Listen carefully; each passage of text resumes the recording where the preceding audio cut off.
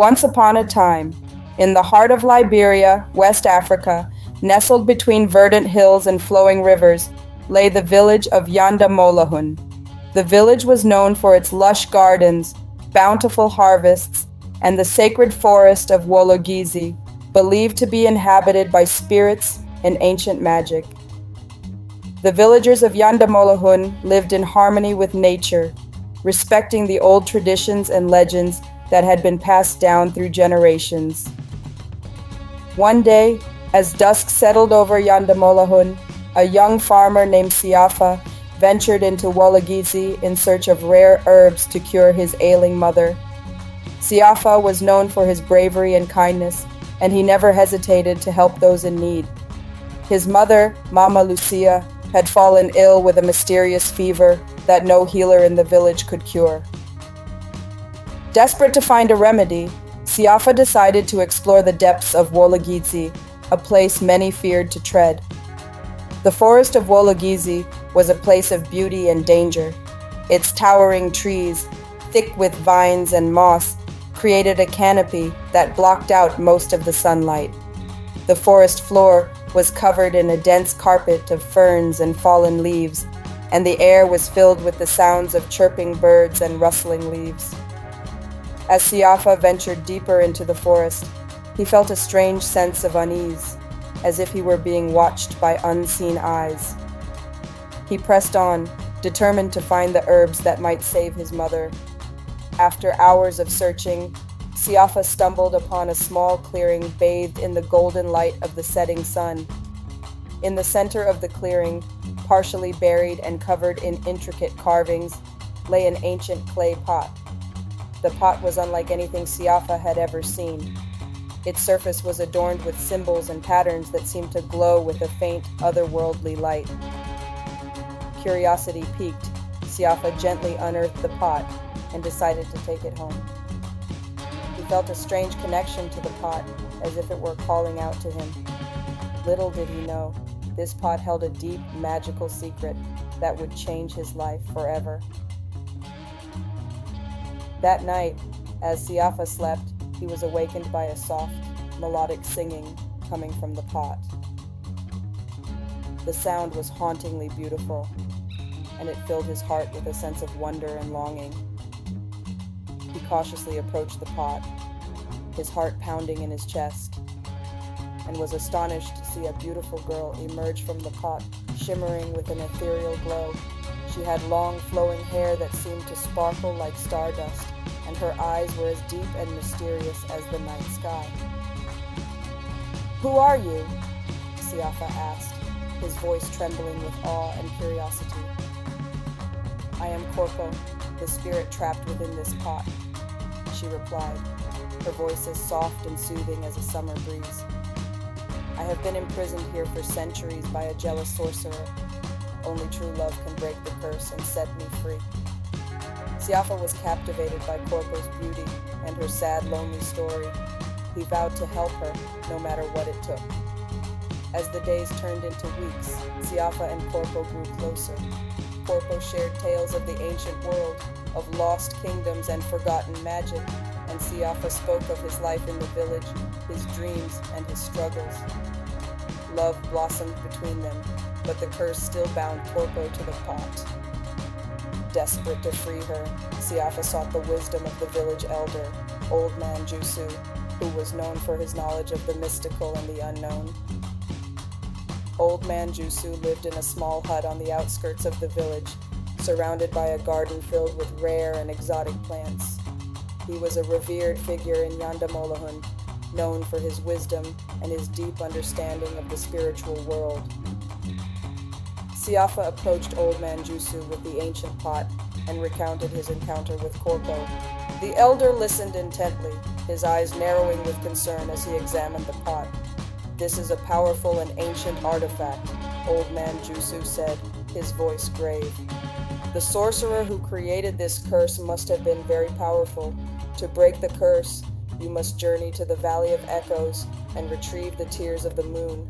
But beware, the path is fraught with danger and deception." Siafa felt a mixture of hope and trepidation. The Valley of Echoes was a place of legend, said to be filled with spirits and guarded by powerful entities. But his love for Corpo gave him the strength and determination he needed. He vowed to undertake the journey, no matter the risks. The next morning, Siafa set out on his perilous journey. He packed provisions and said a heartfelt goodbye to his mother, who blessed him and urged him to be careful. The path to the Valley of Echoes was long and arduous, taking Siafa through dense forests, across roaring rivers, and over treacherous mountains. Along the way, he faced numerous challenges, including deceptive spirits, fierce beasts, and natural obstacles that tested his resolve and courage. One evening, as Siafa camped by a river, he was visited by a wise old tortoise named Corlu. The tortoise spoke to Siafa in a deep, resonant voice, warning him of the trials that lay ahead and offering him guidance. "Siafa, you must remain true to your heart and your love for Corpo," Corlu advised. "The spirits of the Valley of Echoes will test your resolve. Only by proving your sincerity and determination will you succeed."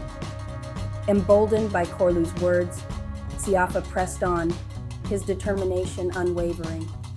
As he approached the Valley of Echoes, the air grew colder and the landscape more desolate. The valley was shrouded in mist, and eerie whispers echoed through the air, as if the very rocks and trees were speaking. In the heart of the valley, Siafa encountered Nia, the guardian spirit.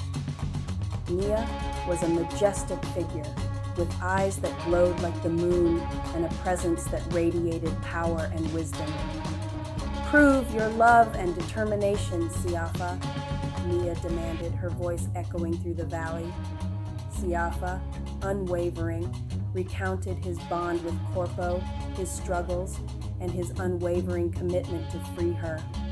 He spoke from the heart, his love for Corpo shining through in his words. Moved by his sincerity and the purity of his love, Nia granted him the tears of the moon, a vial filled with luminescent magical tears. With the tears of the moon in his possession, Siafa began the long journey back to Yandamolahun. The return trip was just as perilous as the journey to the Valley of Echoes, but Siafa was filled with hope and determination. He faced new challenges and dangers, but his love for Corpo and his desire to break the curse gave him the strength to overcome them. As he traveled, he encountered various spirits and creatures, some of whom tried to deceive him, while others offered help and guidance. One night, as Siafa camped in a dense forest, he was visited by a mischievous spirit named Mokale. Mokale tried to trick Siafa into giving up the tears of the moon, promising him great wealth and power in exchange. But Siafa saw through the deception and refused, holding tightly to the vial and remembering the love and bond he shared with Corpo. Finally, after many weeks of arduous travel, Siafa reached the outskirts of Yandamolahun. The villagers, who had heard of his quest, greeted him with cheers and celebrations.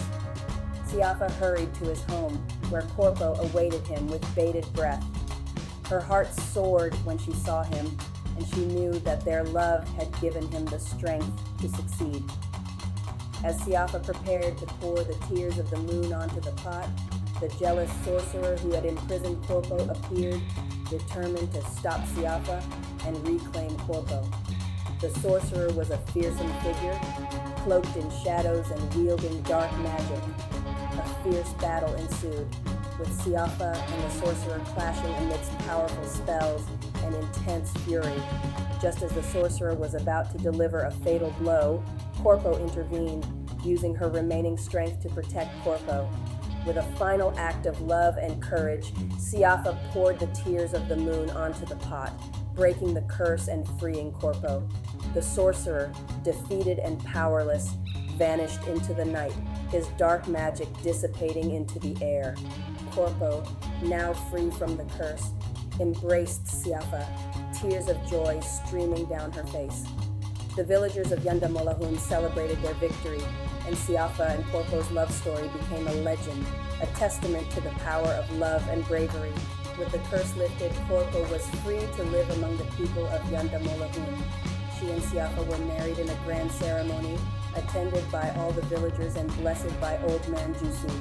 Their love brought prosperity and happiness to Yandamolahun, and they became a symbol of hope and courage for generations to come.